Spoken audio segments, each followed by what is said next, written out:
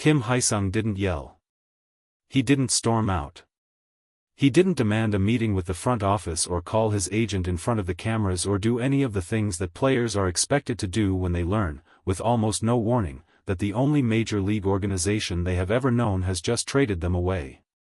He stood at his locker. He reached for the jersey hanging there, his name across the back, the number he had worn since the day he signed, the uniform that had represented the proudest achievement of a career that started on the other side of the world and somehow found its way to this exact clubhouse. And then, in front of teammates who didn't yet know what to say, he tore it. Not symbolically. Not a small gesture of frustration. He gripped the fabric with both hands and pulled until it ripped, the sound of it sharp enough that the room went completely silent, the kind of silence that swallows everything else happening around it. Nobody moved for a moment. Nobody knew what to say to a man who had just physically destroyed the one piece of clothing that represented everything he had worked for.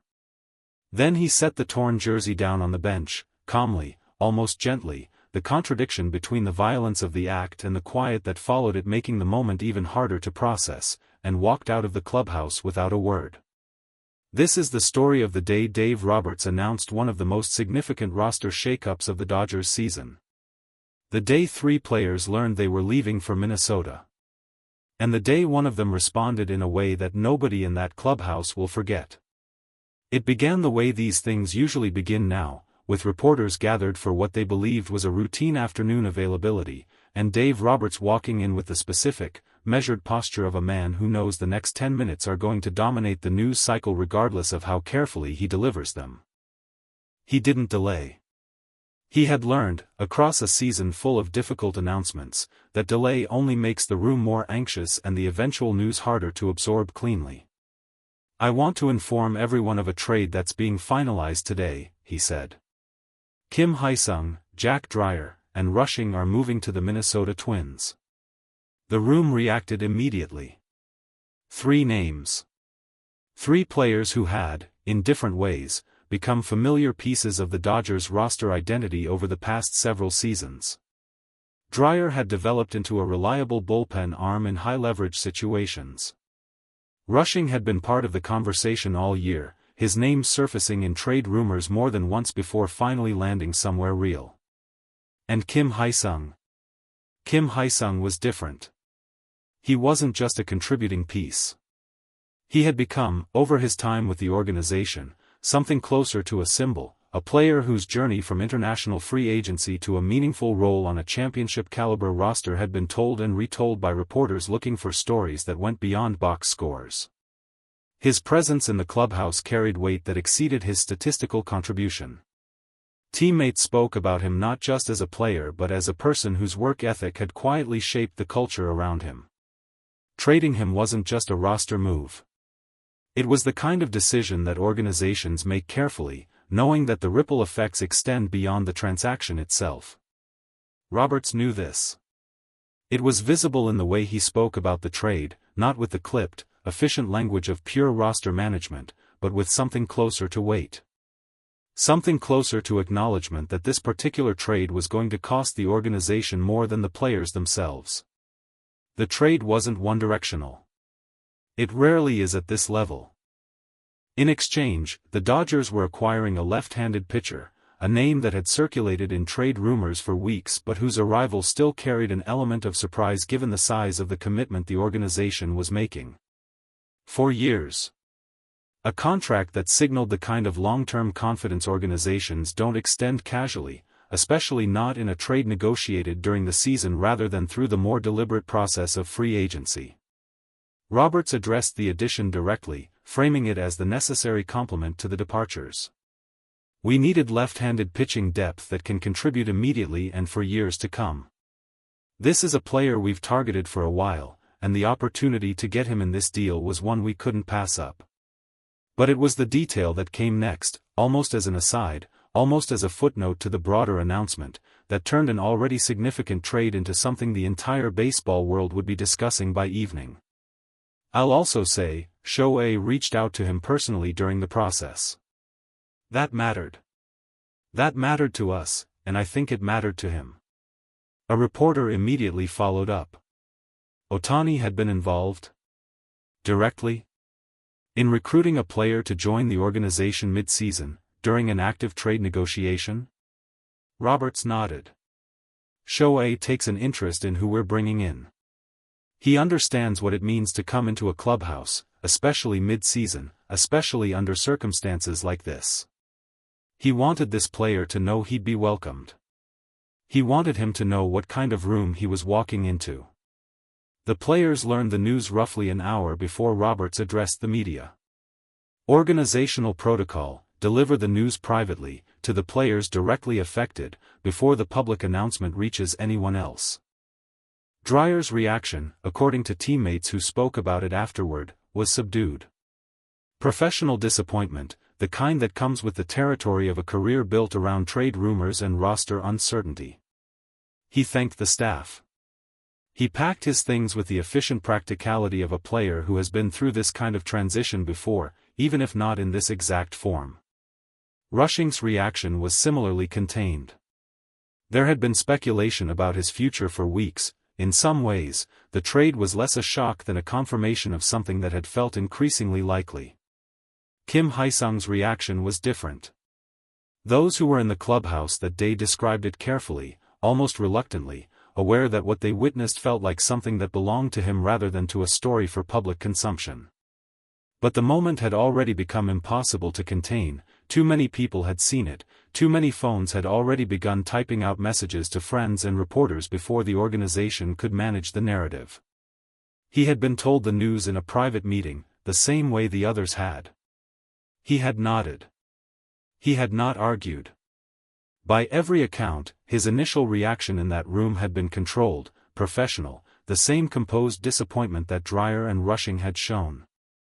It was only after he returned to the clubhouse, after he stood at his locker and reached for the jersey that had represented years of work, of adjustment, of building a life in a country and a culture far from where he started, that something in him broke through the composure he had maintained in front of the front office. The tear of the fabric. The silence that followed. The way he set it down gently, almost apologetically, as though even in that raw moment he understood the difference between an act of genuine emotion and a performance for an audience that wasn't there. He walked out without explaining himself to anyone. By the time reporters had heard about what happened in the clubhouse, Roberts was already fielding questions about it directly. He chose his words carefully, the way a manager chooses words when he respects a player too much to either dismiss the moment or exploit it for a more dramatic headline. I won't go into detail about what happened privately. That's his. What I'll say is this: Kim Hyeseong gave this organization everything he had, every single day he wore this uniform. If today was hard for him, that's not weakness. That's what it looks like when something actually mattered to you. A reporter pressed gently, was Roberts concerned about how the moment would be perceived publicly? No, Roberts said, without hesitation. I think people are going to see exactly what I see. A player who cared enormously about being a Dodger. I don't think there's anything to be embarrassed about in that. I think there's something honest about it.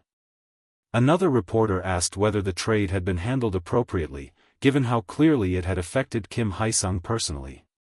Roberts considered the question seriously before answering. These decisions are never just business, no matter how much we sometimes talk about them that way. I made this call because I believe it makes our team better, today and over the next several years.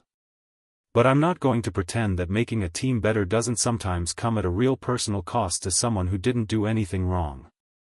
That's the hardest part of this job. It doesn't get easier. The detail about Ohtani's involvement in recruiting the new pitcher continued to draw attention throughout the day, separate from the emotional weight of the Kim Hyeseong story. It fit a pattern that had become increasingly visible over the season, Ohtani's influence extending beyond his performance on the field and into the quieter, less visible work of shaping the culture of the clubhouse itself. Teammates had spoken, in various contexts throughout the year, about the specific way he made new arrivals feel welcomed. Not through grand gestures. Through small, consistent attention, a conversation in the dugout, a question about how someone was adjusting, the kind of quiet inclusion that doesn't generate headlines on its own but accumulates into something real over time. The newly acquired pitcher, when he addressed reporters briefly later that day, confirmed the contact directly. He reached out before anything was even finalized. Just to say he was looking forward to it, if it happened. That meant a lot, coming from someone like him.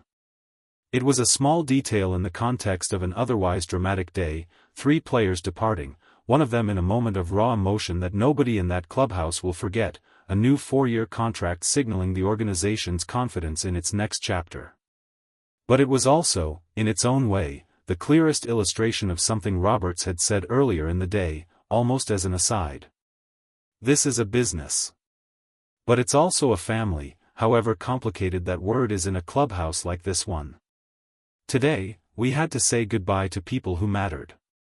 And we welcomed someone new in, the right way, because of the people who are still here. The torn jersey will not appear in any official Dodgers record. It won't show up in a box score or a transaction log or any of the documents that will eventually summarize this day as 3 names moving to Minnesota and 1 new contract signed. But for the people who were in that clubhouse, for the teammates who watched Kim Hyeseong tear the fabric that carried his name across the back, who watched him set it down gently and walk away without a word, that moment will outlast the transaction itself. It said something that no press conference could fully capture. That for some players, the uniform is never just fabric. That walking away from an organization, even when it's simply the business of professional sports doing what professional sports has always done, can feel like losing something that doesn't have a contractual replacement. 3 players are leaving for Minnesota. A new left-hander is arriving on a 4-year deal, welcomed personally by the best player in the sport.